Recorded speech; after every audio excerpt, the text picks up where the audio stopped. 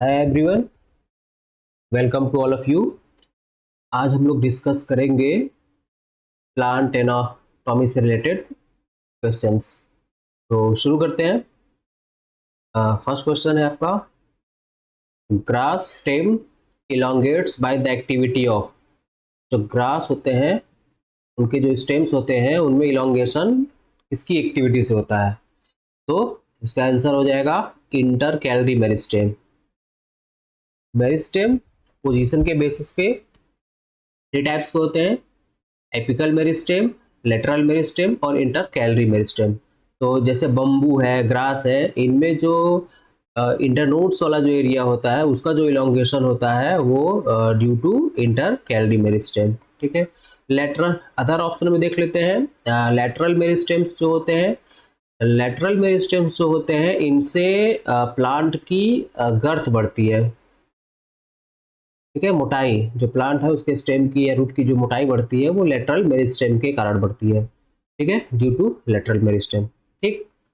Second है आपका question number, periderm includes. Periderm में क्या क्या आता है? तो अ, इसका आंसर हो जाएगा सी, फेलेम, फेलोजन एंड फेलोडर्म, तीनों आते हैं। होता क्या है कि जब सेकेंडरी ग्रोथ होती है तो कॉर्टेक्स वाले रीजन में कुछ सेल्स डिफरेंशिएट होकर के डिवीजन की कैपेसिटी रख लेते हैं, उनको बोलते हैं कॉर्क कैम्बियम। बोलते हैं कॉर्क कैम्बियम। तो ये जो कॉर्क कैम्बियम होता है, इसका दूसरा नाम है फेलोजन। इसका दूसरा नाम क्या है? कॉर्क कैम्बियम को ही हम लोग क्या बोल देते हैं? फेलोजन। और ये जो फेलोजन या कॉर्क कैम्बियम होता है ये जब डिवाइड करता है तो आउटसाइड में भी डिवाइड करता है, इनसाइड में भी डिवाइड करता है। तो जब आउटर साइड में डिवाइड होता है तो वो कॉर्क बनाता है। जिसको फेलेम बोलते हैं। कॉर्क बनाता है जिसको फेलेम बोलते हैं। और इनर साइड में सपोज करिए ये आपका स्टेम है, तो ये वाला कॉर्टेक्स वाला रीजन है, तो इसी कॉर्टेक्स वाले रीजन में कॉर्क कैम्बियम होता है, फेलोजन, जो कि बाहर की तरफ में कॉर्क बनाएगा, कॉर्क सेल बनाएगा, और अंदर की तरफ में इनर साइड में फेलोडर्म, सेकेंडरी कॉर्टेक्स जिसको बोलते हैं, वो बनाएगा। ठीक है। तो और ये तीनों मिला करके बनाता है पेरिडर्म। तो पेरिडर्म इंक्लूड्स, तो पेरिडर्म में क्या क्या रहता है? तो तीनों होगा, फेलेम, फेलोजन एंड फेलोडर्म। ठीक है। अगला question, question number third, quiescent centre is present in. तो क्वीसेंट सेंटर कहाँ होता है? Root apex, shoot apex, reproductive apex या वेजिटेटिव एपेक्स? तो इसका आंसर हो जाएगा रूट एपेक्स। रूट एपेक्स पे रूट टिप से, जो रूट कैप होता है या रूट टिप होता है उससे थोड़ा सा पहले आपका डिस्क शेप्ड क्वीसेंट सेंटर होता है। यह इनएक्टिव फॉर्म में पड़ा रहता है, लेकिन जब जरूरत पड़ता है तब ये एक्टिव हो जाता है। तो क्वीसेंट सेंटर कहाँ होगा? रूट एपेक्स पे। ठीक है। अगला क्वेश्चन है question number four, when phloem and cambium are present on both side of xylem the vascular bundle is called। तो देखिए, स्टेम जो होता है, स्टेम जो होते हैं, स्टेम में आपका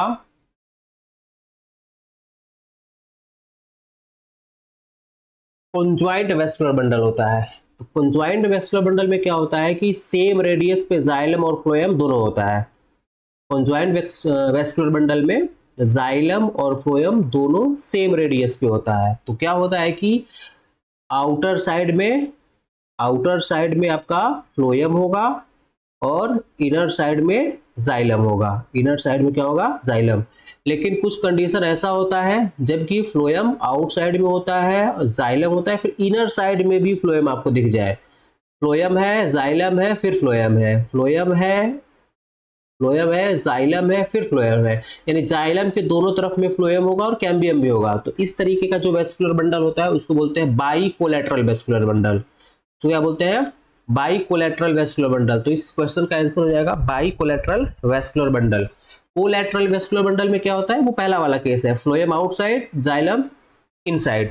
तो जब जाइलम के केवल एक साइड में, आउटर साइड में, जाइलम के आउटर साइड में अगर फ्लोएम है, केवल आउटर साइड में, तब उसको बोलेंगे कोलैटरल। लेकिन जब दोनों साइड में हो जाएगा तब उसको क्या बोला जाएगा, बाई कोलैटरल वेस्कुलर बंडल।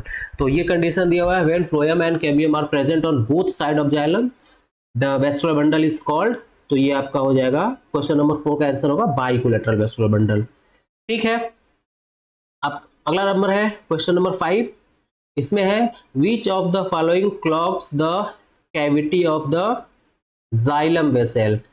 होता क्या है कि जाइलम में जाइलम वेसल्स होते हैं, और वो जो जाइलम वेसल्स होते हैं उसमें पिट्स होते हैं, उनमें पिट्स होते हैं, मीन्स पोर होते हैं। ठीक है, और उसके इधर साइड में, आउटसाइड में, यहाँ पे पेरेन्काइमेटा सेल्स लगे होते हैं। तो कभी कभी ये क्या होता है, पेरेन्काइमेटा सेल इस पिट से निकल के अंदर चला आता है और वो बलून की तरह स्ट्रक्चर बना लेता है। ठीक है, और ये बलून की तरह स्ट्रक्चर बनाने से जो जाइलम वेसल्स होता है पूरा का पूरा क्या होता है, अवरुद्ध हो जाता है, ये ब्लॉक हो जाता है पूरा। ठीक है, पूरी तरह से ब्लॉक हो जाता है। तो उसी ये जो बलून लाइक स्ट्रक्चर होता है उसी को टाइलोसिस बोलते हैं, इसी को क्या बोलता है, टाइलोसिस। तो विच of the following clog the cavity of the xylem vessels, तो टाइलोसिस। तो इसका आंसर क्या हो जाएगा, टाइलोसिस। अदर ऑप्शन में ये हाइडाथोड, ये एक तरीके का ओपनिंग होता है जिससे कि गटेशन होता है, एक प्रोसेस होता है गटेशन।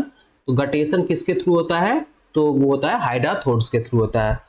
ठीक, और सिस्टोलिट जो होते हैं वो कैल्शियम कार्बोनेट के क्रिस्टल्स होते हैं, सिस्टोलिट कैल्शियम कार्बोनेट के क्रिस्टल। क्वेश्चन नंबर 5 का आंसर होगा टाइलोसिस। अदर ऑप्शन में हाइडाथोड्स है, सिस्टोलिट्स है। तो हाइडाथोड्स से क्या होता है, गटेशन होता है। गटेशन में क्या होता है कि वाटर का लॉस होता है, लेकिन लिक्विड ड्रॉपलेट्स के फॉर्म में होता है। ये सुबह सुबह में जब आप निकलते हो बाहर, तो देखते हैं कि लीफ, ठंडी के समय में लीफ के सरफेस नोक पे, ये जो लीफ होता है इसके नोज पे, यहाँ पे लिक्विड ड्रॉपलेट्स दिखाई देते हैं। तो ये गटेशन के थ्रू ही बाहर आता है, और किसके थ्रू के, हाइडाथोड से। ठीक है, अगला है question number 6। Histogen theory was proposed by, ये थ्योरी बताता है शूट एपेक्स ऑर्गेनाइजेशन को। शूट एपेक्स का ऑर्गेनाइजेशन कैसा है उसको बताने के लिए एक ट्यूनिका कार्पस थ्योरी भी था, है एक ट्यूनिका कार्पस थ्योरी है, हिस्टोजन थ्योरी है। तो ये कौन दिया था हिस्टोजन थ्योरी, तो हिस्टोजन थ्योरी दिया था हैंस्टीन। तो क्वेश्चन नंबर 6 का आंसर हो जाएगा हैंस्टीन। अगर ऑप्शन में देख लेते हैं, स्कैमिड जो है वो दिए थे ट्यूनिका कार्पस थ्योरी। तो ट्यूनिका कार्पस थ्योरी स्कैमिड दिए थे, और हिस्टोजन थ्योरी हैंस्टीन दिए थे। ठीक है, नेक्स्ट है आपका question number 7। Companion cell are usually associated with, तो ये सीव ट्यूब से जुड़े होते हैं। फ्लोएम, जो कॉम्प्लेक्स टिश्यू है फ्लोएम, उसमें 4 डिफरेंट टाइप के सेल्स होते हैं। तो एक होता है आपका कंपेनियन सेल, एक होता है सीव ट्यूब, तो sieve tube, companion cell, xylem fiber, और xylem phloem fiber and phloem parenchyma. तो कंपेनियन सेल से कौन एसोसिएटेड होता है, तो सीव ट्यूब्स, ये फ्लोएम के डिफरेंट सेल्स हैं। नेक्स्ट है lignin is the most important cell wall component of, तो लिग्निन जो होता है वो जाइलम, ठीक है, लिग्निन से है वो जाइलम का सेल वॉल कंपोनेंट है, जनरली वेसल्स में होते हैं, जाइलम वेसल्स। ठीक है, अगला है आपका inverted cortical vascular bundles. Question number 9, inverted cortical vascular bundles are found in, तो इन्वर्टेड कॉर्टिकल वेस्कुलर बंडल किसमें होता है, तो ये है आपका निक्टेंथीज में। ठीक है, ये निक्टेंथीज जो होता है इसमें एबनॉर्मल सेकेंडरी ग्रोथ होता है, एबनॉर्मल सेकेंडरी ग्रोथ होता है, और वो जो होता है वो किस कारण से होता है, तो ये आपके कॉर्टिकल वेस्कुलर बंडल के कारण होता है, कॉर्टिकल वेस्कुलर बंडल। तो आएगा question, inverted cortical vascular bundle कहाँ दिखाई देता है, तो ये आपको निक्टेंथीज में दिखाई देता है। ठीक है, अगला है आपका प्लांट लेंथ, अगला आपका है plant length is increase by, तो प्लांट की जो लेंथ होती है वो क्यों बढ़ती है, तो due to apical meristem, plant की लेंथ बढ़ती है एपिकल मेरिस्टेम के कारण, और मोटाई क्यों बढ़ती है, तो due to lateral meristem. Question का आंसर क्या है इसके, तो प्लांट लेंथ की बात हो रही है तो एपिकल मेरिस्टेम होगा, और जब मोटाई की बात होगी, गर्थ की बात होगी, तब वो लेटरल हो जाएगा। ठीक है, तो इसका आंसर होगा एपिकल मेरिस्टोम, ठीक है, मेरिस्टेम। अगला है question number 11, in which of the following plants anomalous secondary growth is due to formation of accessory cambial ring. तो इसका आंसर है क्वेश्चन नंबर 1 बोरहेबिया। बोरहेबिया में क्या होता है कि एक आउटर तो होता है, उसके अलावा भी मेडुलरी, ये सपोज करिए ये है आपका आउटर वेस्कुलर बंडल, तो मेडुलरी वेस्कुलर बंडल भी होते हैं, एसेसरी इसको बोलते हैं, या मेडुलरी वेस्कुलर बंडल बोरहेबिया में। तो इस कारण से ये एनामिलस सेकेंडरी ग्रोथ शो करता है। तो यहाँ पे है एनामिलस सेकेंडरी ग्रोथ क्यों, due to formation of accessory cambial ring. तो ये क्या हो जाएगा इसका आंसर, बोरहेबिया। अभी हम लोग देखें कि एनामिलस ग्रोथ निक्टेंथस में क्यों था, तो due to inverted cortical vascular bundle. और यहाँ पे क्या है, यहाँ पे बोरहेबिया में तो मेडुलरी वेस्कुलर बंडल होता है, मेडुलरी स्टेम ग्राउंड टिश्यू में, ठीक है। नेक्स्ट आपका है question number 12, scattered vascular bundle. अगला क्वेश्चन है question number 12, scattered vascular bundles are the salient feature of stem of which of the following। तो scattered vascular bundle एग्जांपल है monocots, ठीक है। स्कैटर्ड हम लोगों ने पढ़ा भी था, जो मोनोकॉट्स होते हैं उसके ग्राउंड टिश्यू में वेस्कुलर बंडल क्या होते हैं, पूरा फैले हुए होते हैं। तो स्कैटर्ड वेस्कुलर बंडल कहाँ पे दिखता है, मोनोकॉट में। इसमें वेस्कुलर बंडल जो होता है वो पूरा ग्राउंड टिश्यू में फैला रहता है, ठीक है। अगला है question number 13, Casparian strip. Casparian strip is found in the cell of. तो देखिए कैस्पेरियन स्ट्रिप जो होता है यह सुबेरिन, क्यूटिन और लिग्निन, ज्यादातर सुबेरिन और क्यूटिन का डिपोजिशन होता है, किसमें होता है, तो एंडोडर्मिस में, ठीक है। जो कैस्पेरियन स्ट्रिप होता है वो कहाँ पे दिखेगा, कैस्पेरियन स्ट्रिप, तो ये आपको दिखेगा एंडोडर्मिस में। ये लिग्निन क्यूटिन का डिपोजिशन होता है, वो डिपोजिट होकर के उस सेल में एंडोडर्मिस में ये लेयर बना लेता है, ठीक है। तो कैस्पेरियन स्ट्रिप कहाँ दिखेगा, तो एंडोडर्मिस में। नेक्स्ट आपका question number 14, pith of the ground tissue is made up of. तो ग्राउंड टिश्यू और पिथ दिया हुआ था, pith of the ground tissue means जो पिथ होता है वो किस तरीके के सेल से बना होता है, स्क्लेरेंकाइमा, कोलेनकाइमा या पेरेंकाइमा। तो इसका आंसर हो जाएगा पेरेंकाइमा। पिथ जो होता है वो पेरेंकाइमा का बना होता है, ठीक है। अगला है आपका parenchyma with chloroplast. Parenchyma with chloroplast.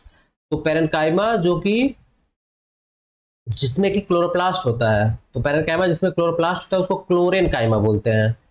तो इसका आंसर है क्लोरेनकाइमा, ठीक है। Parenchyma with chloroplast are called chlorenchyma, ठीक है। और ये फोटोसिंथेसिस का भी काम करता है। उसी तरह से एक आपका है एरेनकाइमा। तो ऐसे पेरेंकाइमा जिसमें कि एयर कैविटी होती है या वैक्यूल्स होते हैं जिसमें कि हवा भरा रहता है, तो उसको हम लोग क्या बोलते हैं, एरेनकाइमा। तो पेरेंकाइमा विथ एयर वैक्यूल्स या वैक्यूल्स, लार्ज वैक्यूल्स, वो आपका हो जाएगा एरेनकाइमा। और पेरेंकाइमा जिसमें कि क्लोरोप्लास्ट है वो हो जाएगा क्लोरेनकाइमा, ठीक है। जैसे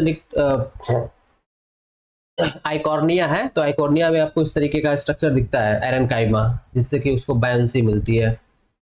नेक्स्ट आपका है अगला, वेलामेंट टिश्यू इज फाउंड इन। तो वेलामेंट टिश्यू जो होता है वो आर्किड्स में मिलता है, ठीक है। वेलामेंट टिश्यू कहाँ मिलते हैं, एरियल रूट्स ऑफ आर्किड्स। ये क्या करते हैं, इनमें कैपेसिटी होती है, ये रूट्स जो होते हैं ये एटमॉस्फेयर में ऐसे लटके रहते हैं, एटमॉस्फेयर में लटके रहते हैं और उसी एटमॉस्फेयर से ही वो मॉइस्चर को एब्जॉर्ब कर लेते हैं। तो ये किस कारण कर लेते हैं, इसी वेलामेंट टिश्यू के कारण, ठीक है। ये वेलामेंट टिश्यू के कारण ये रूट्स जो होते हैं वे एटमॉस्फेयर से मॉइस्चर को आसानी से एब्जॉर्ब कर लेते हैं, ठीक है। अदर ऑप्शन हम देख लेते हैं क्लैडोड्स। तो जो क्लैडोड्स होते हैं वो मॉडिफाइड स्टेम होते हैं। क्लैडोड जो होते हैं वो मॉडिफाइड स्टेम होते हैं और ये लीफ की तरह हो जाते हैं। मॉडिफाइड स्टेम होते हैं, क्लैडोड जो होते हैं वो मॉडिफाइड स्टेम होते हैं और वो लीफ की तरह होते हैं, फोटोसिंथेसिस का काम करते हैं, ठीक है। इनमें क्लोरोप्लास्ट भी होता है जिस कारण से ये फोटोसिंथेसिस का भी काम करते हैं। तो क्लैडोड जो है वो स्टेम का मॉडिफिकेशन है, मॉडिफाइड स्टेम है, लीफ की तरह हो जाता है और फोटोसिंथेसिस का काम करता है। अगला आपका स्टिल्ट रूट, इसी का ऑप्शन है, देख लेते हैं स्टिल्ट रूट। तो जैसे मेज, आप मक्का देखेंगे तो उसका जो स्टेम होता है जहां जमीन पे वो लगा रहता है वहां से इस तरीके का उसके नोड्स से इस तरीके का स्ट्रक्चर निकला रहता है, जो उसको सपोर्ट प्रोवाइड करता है, तो उसी को बोला जाता है स्टिल्ट रूट। ठीक है, वही आपका स्टिल्ट रूट है। ठीक है, तो इस क्वेश्चन नंबर 16 का जो आंसर होगा वो होगा aerial root of orchid. Orchid के एरियल रूट में वेलामेंट टिश्यूज होते हैं। नेक्स्ट आपका है question number 17, which of the following tissue provides tensile strength against bending and swaying. Plant जो होते हैं बहुत तेज हवा चलता है तो वो झुक जाते हैं, फिर वापस अपने जगह पे आते हैं, या उनको थोड़ा मोड़ो मरोड़ो तो वो फिर वापस अपने नॉर्मल कंडीशन में आ जाते हैं। तो ये जो टेंसाइल स्ट्रेंथ उसमें आता है वो किस कारण आता है, तो उसका आंसर है आपका पोलन काइमा। पोलन काइमा के कारण आता है। ये जो टेंसाइल स्ट्रेंथ होता है, tensile strength is due to collenchyma. ठीक है, तो प्लांट में तो पोलन काइमा के कारण में टेंसाइल स्ट्रेंथ आता है। नेक्स्ट आपका है क्वेश्चन नंबर 18, ये तो सबको पता होगा। The trees age may be established using the following methods. तो ये सबसे सिंपल है। एनुअल रिंग को काउंट करके किसी भी ट्री का हम लोग एज कैलकुलेट कर लेते हैं। उसमें जितना एनुअल रिंग होगा उसी के अकॉर्डिंग हम लोग उसको उसका एज बता लेते हैं। ठीक है, ये तो सिंपल है। नेक्स्ट आपका है pits with a border can be located in. तो जो पिट्स होते हैं, अभी हम लोग पीछे ऊपर में पढ़े हैं इसके पहले वाले क्वेश्चन में, प्रीवियस क्वेश्चन में, कि जो पिट्स होते हैं वो जाइलम वेसल्स में दिखाई देते हैं, है ना। उसी पिट से पैरेन्काइमा बाहर आके टाइलोसिस बना रहा था। तो पिट्स, बॉर्डर पिट्स कहाँ पे मिलेंगे आपको, वेसल्स वॉल, जाइलम वेसल्स के जो वॉल होते हैं उसमें आपको बॉर्डर पिट दिखेंगे। ठीक है, अगला है आपका question number 20, lateral roots originate in. तो लेटरल रूट जो होते हैं वो कहाँ से वो ओरिजिनेट होते हैं, तो इसका आंसर हो जाएगा पेरीसाइकिल। जो लेटरल रूट्स होते हैं वो पेरीसाइकिल से ओरिजिनेट होते हैं। Lateral roots originates from pericycle. 20। Next आपका question number 21, vascular bundles in dicot stem. Dicot stem में किस तरीके का वेस्कुलर बंडल होता है, तो क्वेश्चन नंबर 21 का आंसर होगा बी, ओपन कॉन्ज्वाइंट इंडार। ठीक है, वेस्कुलर बंडल हम लोग on the basis of cambium present है या नहीं इसके बेसिस से दो तरीके का होता है। अगर कैम्बियम प्रेजेंट है तो ओपन टाइप का होगा, और अगर कैम्बियम एब्सेंट है तो वो क्लोज्ड टाइप का होगा। तो यहाँ पे डाइकॉट स्टेम की बात हो रही है, तो डाइकॉट स्टेम में कैम्बियम प्रेजेंट होता है तो वो किस तरीके का होगा, ओपन होगा। ठीक है, और मोनोकॉट जो होते हैं वहां पे कैम्बियम एब्सेंट होता है तो वहां पे क्लोज टाइप का होता है। जहां पे भी कैम्बियम प्रेजेंट होगा तो ओपन टाइप का होगा, वहां पे सेकेंडरी ग्रोथ होगा। ठीक, नेक्स्ट आपका है ओपन, उसके बाद अगला है कॉन्ज्वाइंट। तो देखिए जो रूट्स होते हैं, रूट्स में जो वेस्कुलर बंडल होता है वो डिफरेंट रेडियस पे होता है। जैसे यहाँ पे फ्लोएम है तो फिर जाइलम होगा, फिर फ्लोएम है तो फिर जाइलम होगा, फिर फ्लोएम है तो फिर जाइलम होगा। तो जो इस तरीके का अरेंजमेंट होता है वो रेडियल अरेंजमेंट होता है। तो रेडियल अरेंजमेंट जो होता है वो आपको दिखेगा रूट्स में। स्टेम में क्या होता है कि जाइलम और फ्लोएम दोनों के दोनों एक ही रेडियस पे होते हैं। जाइलम और फ्लोएम दोनों कहाँ पे होंगे, एक ही रेडियस पे होंगे। ठीक है, तो जब जाइलम और फ्लोएम एक ही रेडियस पे होते हैं तब उसको बोला जाता है कॉन्ज्वाइंट। मतलब जैसे कि सपोज करिए यहाँ पे जाइलम है, नीचे साइड में जाइलम है तो ऊपर में फ्लोएम होगा, दोनों एक ही रेडियस पे होगा। ठीक है, ये जाइलम हो गया, ये फ्लोएम हो गया, है ना, एक ही रेडियस पे दोनों होगा। इधर फ्लोएम होगा आउटसाइड में, नीचे आपका जाइलम हो गया, बीच में अगर कैम्बियम है तो कैम्बियम आ जाएगा। तो इस तरीके का जब अरेंजमेंट रहता है तो वो आपका होता है कॉन्ज्वाइंट। तो ओपन, कॉन्ज्वाइंट और इंडार्क। प्रोटोजाइलम जो होता है वो दो तरीके का होता है, सॉरी जाइलम जो होता है वो दो होता है, दो तरीके का, प्रोटोजाइलम और मेटाजाइलम। तो जब प्रोटोजाइलम आउटसाइड में होता है, पेरीफेरी की तरफ, जब प्रोटोजाइलम पेरीफेरी की तरफ होता है तब उसको बोलते हैं एक्सार्च, वो रूट में मिलता है। जैसे ये है, तो अगर प्रोटोजाइलम पेरीफेरी साइड में है, इधर प्रोटोजाइलम है पेरीफेरी साइड में और इधर मेटाजाइलम है इनर साइड में, तो जब प्रोटोजाइलम आउटसाइड में होगा पेरीफेरी की तरफ तब वो होगा एक्सार्च, और जब प्रोटोजाइलम अंदर की तरफ होगा, मेटाजाइलम बाहर की तरफ होगा पेरीफेरी साइड में, तब वो आपका होता है एंडार्क। तो जो स्टेम होता है, स्टेप में ओपन, कॉन्ज्वाइंट और इंडार्क, जाइलम का कौन सा कंडीशन होगा, इंडार्क होगा, यानी कि मेटाजाइलम आउटसाइड में होगा और प्रोटोजाइलम इनसाइड में होगा, पिथ की तरफ। ठीक है, तो इस क्वेश्चन का आंसर क्या हो जाएगा, डाइकॉट स्टेम में किस तरीके का वैस्कुलर बंडल होगा, तो ओपन, कॉन्ज्वाइंट और इंडार्क। ठीक है, नेक्स्ट आपका है question number 22, would is common name of, तो वुड किसको बोलते हैं, तो जो सेकेंडरी जाइलम होता है, सेकेंडरी जाइलम को हम लोग क्या बोल देते हैं, वुड बोल देते हैं, इसका दूसरा नाम हम लोग वुड बोल देते हैं, तो वुड या सेकेंडरी जाइलम। ठीक है, नेक्स्ट आपका है अगला question, question number 23, the process of conversion of meristematic tissue to permanent tissue, इसको बोलते हैं डिफरेंशिएशन, इसका आंसर होगा सी, क्वेश्चन नंबर। देखिए होता क्या है कि जब मेरिस्टेमेटिक टिश्यू डिवीजन का कैपेसिटी छोड़ देता है, तो इसमें डिवीजन की कैपेसिटी जब चली जाती है तो वो परमानेंट टिश्यू में कन्वर्ट होता है, तो इसको बोलते हैं डिफरेंशिएशन, इसको क्या बोलते हैं, डिफरेंशिएशन। ठीक है, लेकिन जब ये परमानेंट टिश्यू वापस डिवीजन की कैपेसिटी गेन कर लेता है, ठीक है, जब ये वापस डिवीजन की कैपेसिटी गेन कर लेता है तब उसको बोलते हैं, यानी अब ये सेल बनेगा जिसमें कि डिवीजन की कैपेसिटी होगी, अब ये डिवाइड करेगा, तो इसको बोलते हैं डी डिफरेंशिएशन, इसको क्या बोलते हैं, डी डिफरेंशिएशन। और ये सेल वापस जब डिवीजन की कैपेसिटी खो देता है, ठीक है, डिवीजन की कैपेसिटी खो देगा, तब इसको बोला जाता है वापस री डिफरेंशिएशन। ये जो सेल होगा ना, इस प्रोसेस को बोलेंगे री डिफरेंशिएशन। तो इस क्वेश्चन का जो आंसर है कि जब मेरिस्टेमेटिक टिश्यू परमानेंट टिश्यू में कन्वर्ट होता है या परमानेंट सेल में कन्वर्ट होता है तो डिवीजन की कैपेसिटी चली जाती है, तब उसको हम लोग बोलते हैं डिफरेंशिएशन। समझने वाली बात इसमें यह है कि डिफरेंशिएशन कब बोलेंगे, कब डी डिफरेंशिएशन बोलेंगे, कब री डिफरेंशिएशन बोलेंगे। तो मेरिस्टेमेटिक से परमानेंट हुआ तो डिफरेंशिएशन, परमानेंट से वापस उसमें डिवीजन की कैपेसिटी आ गई तो डी डिफरेंशिएशन, और ये जो डी डिफरेंशिएशन के बाद सेल बना है इसमें से फिर वापस डिवीजन की कैपेसिटी चली जाएगी, तब उसको हम लोग बोलेंगे प्रोसेस को री डिफरेंशिएशन। ठीक है, तो डिफरेंशिएशन, डी डिफरेंशिएशन और री डिफरेंशिएशन। क्वेश्चन का आंसर आपका ये है डी डिफरेंशिएशन। ठीक है, नेक्स्ट आपका है क्वेश्चन नंबर 24,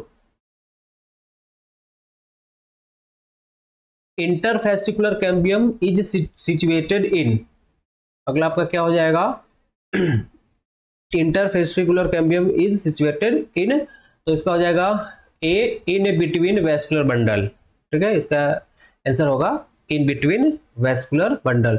होता क्या है कि at the time of secondary growth, ये आपका ये गड़बड़ बन गया फिर से,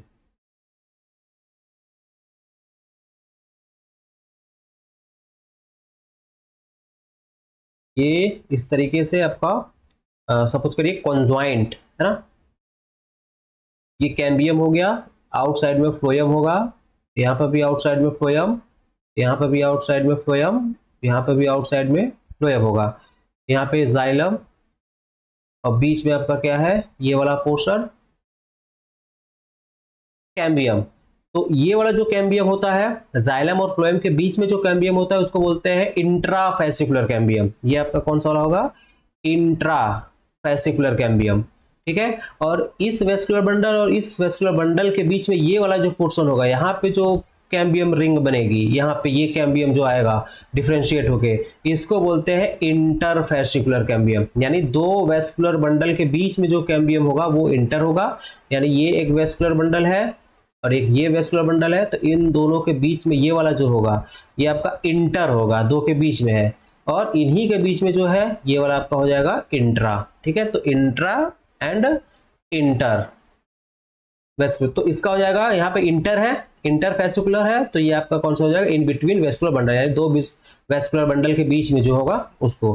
नेक्स्ट आपका है कॉर्क, अगला क्वेश्चन आपका है cork is derived, cork of commerce is derived from, यानी कॉर्क जो होता है वो किससे डिराइव्ड होता है, तो हम लोग पहले ही पढ़े हैं कि जब कॉर्क कैम्बियम या जो आपका फेलोजन होता है वो जब डिवाइड करता है तो आउटसाइड में कॉर्क बनाता है और इनसाइड में आपका सेकेंडरी कॉर्टेक्स बनाता है, सेकेंडरी कॉर्टेक्स बनाता है। तो ये जो कॉर्क होता है इसको फेलेम बोलते हैं, और जो कॉर्क कैम्बियम होता है इसको बोलते हैं फेलोजन। तो ये जो कॉर्क होता है वो किससे डिराइव्ड होता है, तो ये आपका डिराइव्ड होता है फेलोजन से। तो इसका आंसर क्या हो जाएगा, फेलोजन। तो cork of commerce is derived from phellogen. ठीक है, तो ये रहा आज के लिए 25 क्वेश्चंस प्लांट एनाटॉमी से रिलेटेड। आई होप आपको पसंद आया होगा। ठीक है, बाकी मिलते हैं अगले क्लास में कुछ और क्वेश्चन के साथ। Thank you.